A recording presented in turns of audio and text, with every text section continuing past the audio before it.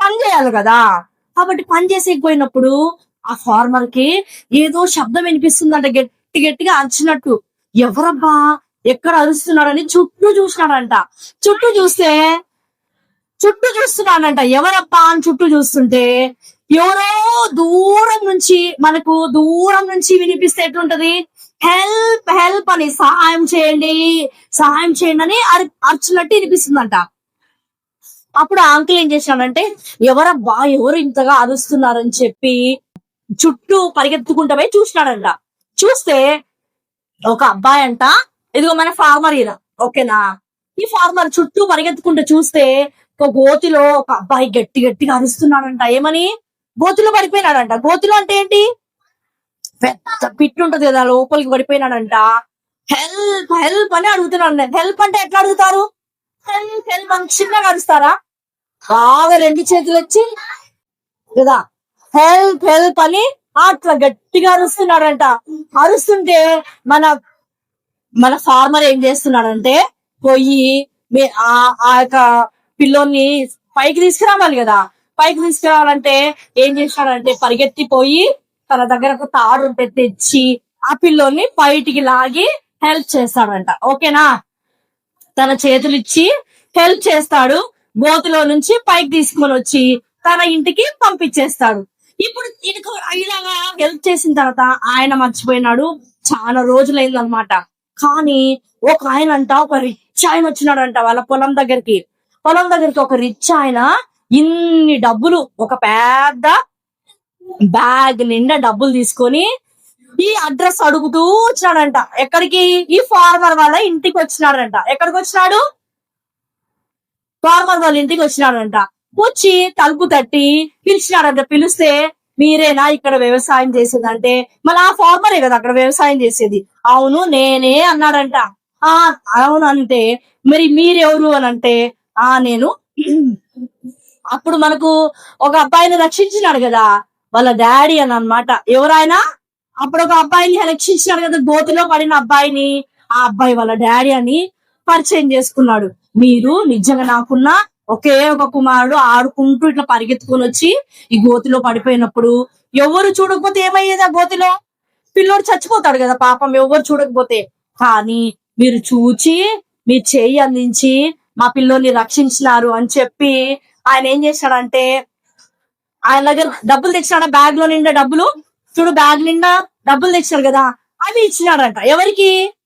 ఈ ఫార్మర్ కి. ఈ ఫార్మర్ ఏం చేశాడు, మన అట్లాంటి వాళ్ళం అయితే డబ్బులు ఇస్తే ఏం చేస్తాం? ఎవరన్నా ఆ పక్కన తీసుకుంటామా? కానీ ఫార్మర్ చాలా మంచోడు. ఏమన్నాడంటే, వద్దు వద్దు నాకు, నేను ఏదో డబ్బులు ఇస్తామని చెప్పి, నేను ఏదో నా డబ్బులు కావాలని, నాకేం వద్దు, నాకు దేవుడు ఇచ్చింది చాలు, నాకేం వద్దు అన్నాడంట. ఎవరు? ఫార్మర్. నాకు డబ్బులు వద్దు. వద్దు అంటే ఏమంటారు? నో అని చెప్తారు కదా, నో అని చెప్పినాడంట. ఇప్పుడు ఏమైంది? నో అని చెప్పిన తర్వాత మరి నేను ఏదో ఒక హెల్ప్ చేయాలి నీకు, ఎందుకంటే ఆ పెద్ద ఆయన, రిచ్ ఆయన కొడుకుని కాపాడినారు కదా, నేను ఏదో ఒకటి చేయాలి, నాకు ఏం చేయాలో నువ్వు చెప్పు అని అంటే, అంతలోపే వాళ్ళ ఇంట్లో నుంచి ఫార్మర్ కి ఒక కొడుకున్నాడు. నేను చెప్పినాను కదా, ఫార్మర్ కి ఒక కొడుకున్నాడు కదా చిన్నోడు, వాడిని చూపించి ఇదిగో నా కొడుకును చదివిచ్చు అన్నాడు. ఓకేనా. ఏమడిగినాడు? హెల్ప్, నా కొడుకును మీరు చదివించండి. ఇప్పుడు ఆ రిచ్ అంకుల్ వాళ్ళ కొడుకు కూడా చదువుతున్నాడు కదా, నీ కొడుకుతో పాటి నా కొడుకును కూడా చదివిచ్చు అని చెప్పినాడంట. ఓకేనా. అడిగితే ఈ రిచ్ ఆయన ఏం చేశాడంటే, ఓకే నేను లక్షణంగా చదివిస్తాను, నీ కుమారుడు నాతో పాటు పంపించు అని చెప్పి ఆ సిటీకి తీసుకుపోయి వాళ్ళ కుమారుడితో పాటి ఈ యొక్క ఫార్మర్ కుమారుని కూడా, సన్నుని కూడా చదివించినాడంట. ఈ అబ్బాయి మంచిగా చదివి చదివి చదివి బాగా ఎంత పెద్దగా అయినాడంటే ఒక డాక్టర్ అయినాడంట. చూసినారా? MBBS చదివి. ఎవరి కొడుకు? ఆయన ఫార్మర్ కొడుకు. చూసినారా? ఫార్మర్ కొడుకు ఎంత పెద్దగా అయినాడు ఇప్పుడు, ఎంత పెద్దగా అయి డాక్టర్ అయిపోయిన తర్వాత తను సైంటిస్ట్ కూడా అయినాడంట. మెడిసిన్ లో పెన్సిలిన్ అనే మందును కూడా కనిపెట్టినాడంట. ఆయన పేరేం తెలుసా? Alexander Fleming. ఆయన ఎవరు తెలుసా? ఒక ఫార్మర్ కొడుకు అంట. ఎవరు? ఒక ఫార్మర్ కొడుకు. ఆ ఫార్మర్ ఏం చేసింటే ఆయన డాక్టర్ అయినాడు? ఒక చిన్న బాబు అందులో గోతిలో పడింటే హెల్ప్ చేసినందుకు కదా ఆయన అంత పెద్ద డాక్టర్ అయినాడు. కాబట్టి మనం కూడా మరి డబ్బులు ఇచ్చింటే డాక్టర్ అయ్యేవాడు కాదు కదా, ఫార్మర్ డబ్బులు తీసుకునింటే. కానీ డబ్బులు కూడా తీసుకోకుండా డాక్టర్ అవ్వడానికి వాళ్ళ నాన్న హెల్ప్ చేసినాడు కాబట్టి ఆ సహాయం చేసినందుకు ఆయన అంత డాక్టర్ అయినాడు. ఒకసారి ఆ రిచ్ మ్యాన్ కి కూడా ఏదో జబ్బు వచ్చి ఆ హాస్పిటల్ పోతే ఈయననే వైద్యం చేశాడంట. ఆయనని ఆ రిచ్ మ్యాన్ ని కాపాడినాడంట. చూడు ఎంత ధన్యత కదా. ఒకప్పుడు ఈయన కుమారుణ్ణి కాపాడిన వాళ్ళ నాన్నకు ఇప్పుడు ఆ రైతు ఒక ఫార్మర్ కొడుకే ఆ పెద్దానికి రిచ్ మ్యాన్ కి చేస్తున్నాడు కదా. డబ్బులు ఏమన్నా ఆ బాగలేకపోతే కాపాడుతుందా? కానీ ఆయన చదువుకున్నందుకు మీరు కూడా ఏం చేయాలంటే మనం కూడా వేరే వాళ్ళకి హెల్ప్ చేయాలి. ఎట్లా చేయాలంటే ఎవరైనా పెద్దవాళ్ళు అక్కర్లో ఉన్నప్పుడు హెల్ప్ చేయాలి, ఫ్రెండ్స్ అక్కర్లో ఉన్నప్పుడు హెల్ప్ చేయాలి. ఇది మనకు దేవుడు చూపించిన మార్గము. మనము ఇప్పుడు ఆ బైబిల్ గ్రంథంలో ఇలాగ ఎవరు హెల్ప్ చేస్తున్నారు అని చూస్తే మన దగ్గర దండికి డబ్బులు ఉండాల్సిన పని లేదు. మన దగ్గర ఉన్న దాంట్లోనే మనము హెల్ప్ చేసే వారిగా ఉండాలి. రైతు దగ్గర ఏమైనా దండిగా ఉందా? కానీ చెయ్యి ఇచ్చి కాపాడినాడు కదా చిన్న పిల్లోని. కాబట్టి ఆయన డాక్టర్ అయినట్టుగా మనం చూస్తున్నాం. ఇక్కడ ఏలియా ప్రవక్త ఎంతమందికి తెలుసు చెప్పండి? ఏలియా ప్రాఫిట్ ఎంతమందికి తెలుసు? తెలీదా? ఓకే. ఏలియా ప్రవక్త అంటే దేవుడు ఒక ప్రవక్తని తయారు చేసి ప్రజల మధ్యకి పంపించినాడు. నా మాటలు వాళ్ళకి చెప్పండి అని. ఏలియా అనే ప్రవక్త ఇట్లా అన్నమాట. మనం చూడండి, పెద్దవాళ్ళకి మనం హెల్ప్ చేయాలి, వాళ్ళకి ఫ్రూట్స్ తెచ్చియాలి, గుడ్డి వాళ్ళు ఎవరన్నా ఉంటే మనం రోడ్ దాటించాలి. అలాగా చిన్న చిన్న హెల్పింగ్ లాగా మనం చేసినప్పుడు దేవుడు మనల్ని మన కుటుంబాన్ని కూడా దీవిస్తాడు అని మనం ఈ లెసన్ ద్వారా నేర్చుకున్నాం. మన బైబిల్లో ఏలియా ప్రవక్తని దేవుడు ఎన్నుకున్న తర్వాత మరి ఏలియా అక్కడ మనకు ఆ ఇస్రాయెల్ దేశంలో కరువు వస్తుందంట. కరువు అంటే ఏంటి చెప్పండి? ఫ్యామిన్ అంటారు. ఫ్యామిన్ అంటే ఏంటి? 3 సంవత్సరాల వరకు వర్షం పడదని ఏలియాకు దేవుడు చెప్పినాడంట. అప్పుడు ఏలియా ప్రవక్త ఏం చేసినాడంటే ఆ రాజు దగ్గర పోయి, ఆహాబు రాజు దగ్గర పోయి 3.5 సంవత్సరము మీకు వర్షం పడదు అని ప్రవక్త రాజు చెప్పినాడంట. అప్పుడు దేవుడు ఏం చెప్పినాడంటే ఇంకా వాన పడుకుంటే మనకు పంటలు వస్తాయా చెప్పండి? పంటలు రాకపోతే మనం తింటామా? ఏం తినం కదా. అప్పుడు అందరూ కరువులో ఉన్నప్పుడు దేవుడు ఏం చేస్తాడంటే ఈ ఏలియాని ఒక వాగు దగ్గరికి పంపిస్తాడు. అక్కడ దేవుడు ఏం చేస్తాడంటే కాకులతో ఆయనకి రొట్టెని మాంసాన్ని పంపిస్తూ ఆయనని పోషించినాడు కదా. మీకు తెలుసా ఈ స్టోరీ? అలా పోషించిన దేవుడు ఒకసారి ఆ వాగు కూడా ఎండిపోయిందంట. ఆ వాగు ఎండిపోయి ఇంకా ఏం చేయాలో అర్థం కాలేదు. ఇంకా మనకు కొన్ని రోజులు ఉంది కరువుతో. కాబట్టి ఏం చేశాడంటే దేవుడు ఏం చెప్పినాడంటే ఏలియాకు ఒక సారేపతు అనే ఊరికి వెళ్ళు అన్నాడంట. ఎవరిని? ఏలియాని.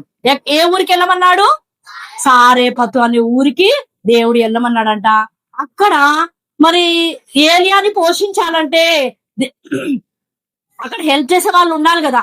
సారేపతు అక్కడ పోతే ఎవరైనా ఉండాలి కదా. అక్కడ ఒక విధవరాలు ఉందంట. ఆమె పేరు మనకు తెలియదు కానీ అక్కడ సారేపతులో ఒక విధవరాలంట. ఆమె పుల్లలు ఏరుకుంటుందంట. కరువు వాళ్ళకు కూడా ఉంది కదా, వాళ్ళకు కూడా కరువు ఉంది. ఆమె దగ్గర ఇంత పిండి ఉందంట, ఒక స్పూన్ నూనె ఉందంట, ఇంత పిండి ఉందంట. ఒక చపాతి చేసుకొని వాళ్ళు ఏమనుకున్నారంట, ఈ చపాతి తిని ఇలా చచ్చిపోదాం, అయిపోయింది, మన దగ్గర డబ్బులు లేవు, మనం ఏం కొనుక్కోలేము, మన దగ్గర పిండి లేదు అనుకుంటున్నారంట. అప్పుడే ఏలియా వచ్చినాడంట. ఏలియాని ఎవరు పంపించినారు ఇక్కడికి? దేవుడే పంపించినాడు కదా. సారేపతు ఊరికి వస్తే ఒక ఆమె పుల్లలు ఏరుకుంటుందంట. ఆమె పుల్లలు ఏరుకుంటుంది కాబట్టి ఆమె దగ్గరికి వెళ్ళి నువ్వు నాకు ఒక అప్పం తీసుకుని రా, నాకు ఫస్ట్ నీళ్లు తీసుకురా, ఒక అప్పం తీసుకురా అని అన్నాడంట. మనం దాని దగ్గరే ఏం లేదు, మన దగ్గర ఉన్న ఒక రొట్టె ఏం చేయాలనుకున్నాము? ఆమె ఏమనుకునింది? తిని చచ్చిపోదాం అనుకునింది, ఇంకా లేదు కదా. కానీ ప్రవక్త వచ్చి ఏమన్నాడు? నాకు నువ్వు పోయి రొట్టె తీసుకురాపో అన్నాడు. అప్పుడు ఏం చేయాలి? మనమైతే ఏం చెప్తాం చెప్పండి? నా దగ్గరే లేదు, నీకేం నేను ఇస్తాను అంటామా లేదా? మాకే లేదు, నీకేమైనా సహాయం చేస్తామా అని అంటామా లేదా? కానీ ఆ సారేపతు విధవరాలు అయితే ఏం చేస్తుంది తెలుసా? అరే ఈ సారేపతు విధవరాలు దగ్గర ఏమి లేదు అయినా కూడా ఏం చేసిందంటే, ప్రవక్త కదా, ప్రవక్తను ఏం చేసిందంటే ఆమె గౌరవించినట్టుగా పోయి ఆమె చపాతీ చేసుకొని రొట్టెని చేసుకొని వచ్చి ఆయనకి ఇచ్చింది. ఒకటే ఒక రొట్టె ఉంది ఆమె దగ్గర. ఆ రొట్టెని ఎవరికి ఇచ్చిందంట? ఏలియా ప్రవక్తకు ఇచ్చింది. ఏలియా ప్రవక్త ఏం చేశాడంటే అది తినిన తర్వాత నువ్వు పోయి కూడా రొట్టెలు చేసుకో అన్నాడంట. ఏమన్నాడు? నువ్వు ఇంటికి పోయి నీ కోసం కూడా రొట్టెలు చేసుకో అంటే అక్కడ ఉందా ఏమన్నా పిండి? లేదు కదా, అయిపోయింది. అంత తెచ్చి ఎవరికి ఇచ్చింది? ప్రవక్తకి ఇచ్చింది కదా. కానీ ఆమె ఇంటికి పోయేసరికి ఆమె పాత్రలో ఉన్న పిండి ఏమైందంట తెలుసా? కొంచెం అయిపోయేసేసింది కదా, ఇట్లా ఊడ్చి ఊడ్చి చేసింది కదా. కానీ ఇంటికి పోయేసరికి ఆమె గంప నిండా పిండి ఉందంట, గిన్నె నిండా ఆయిల్ ఉందంట. ఫస్ట్ స్టార్టింగ్ లో ఎంత ఉండింది ఆయిల్? చిన్న స్పూన్ ఉండింది. కానీ ఎప్పుడైతే ప్రవక్తకి ఇచ్చిందో ఆ రొట్టె ఆ నూనె, ఈమెకేమైందంట? అసలు ఆ 3.5 years మనకు వాన పడదని చెప్పినారు కదా, కరువు వచ్చింది అన్నారు కదా, ఆ రోజులన్నీ ఆమె రోజు రొట్టెలు తినిందంట. ఆమెనే కాదు, ఆమె కుమారుడు తిన్నాడు, ఆమె కుమారుడే కాదు వాళ్ళ బంధువులంతా తిన్నారంట.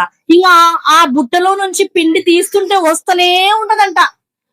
పిండి తీస్తుంటే వస్తుందంట, నూనె పోస్తుంటే ఆ గిన్నెలో నుంచి. ఎన్ని రోజులు?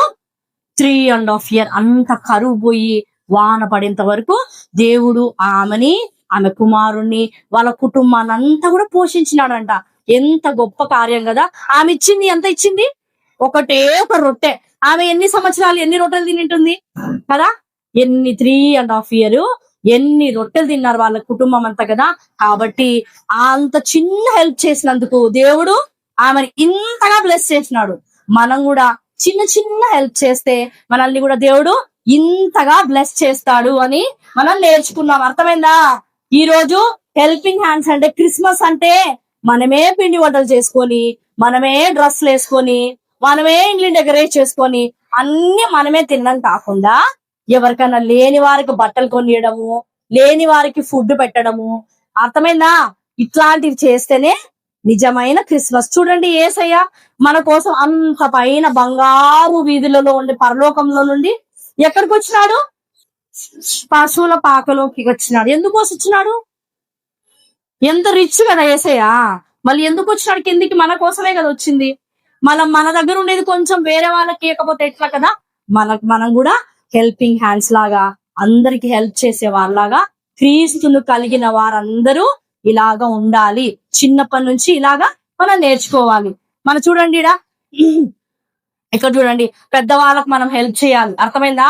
ఇంట్లో పెద్దవాళ్ళని ఉంటే వాళ్ళని తిట్టడం మార్చడం చేయకూడదు. పెద్దవాళ్ళకి హెల్ప్ చేయాలి. ఇంట్లో డాడీ వాళ్ళకు ఏదైనా మమ్మీ వాళ్ళ ఇంట్లో పని చెప్తారు కదా, అట్లా పని చేస్తూ హెల్ప్ చేయాలి. స్కూల్లో హెల్ప్ చేయాలి. అంతా మనం హెల్ప్ చేయాలి. ఇదిగో గార్డెనింగ్ లో హెల్ప్ చేయాలి పెద్దవాళ్ళకు. మనం ఇంట్లో డాడీ పనులలో కూడా హెల్ప్ చేయాలి. ఈ విధంగా మనం హెల్ప్ చేయాలి. ఈ రోజు మనం కంటత వాక్యం చూసుకుందాం. కంటత వాక్యం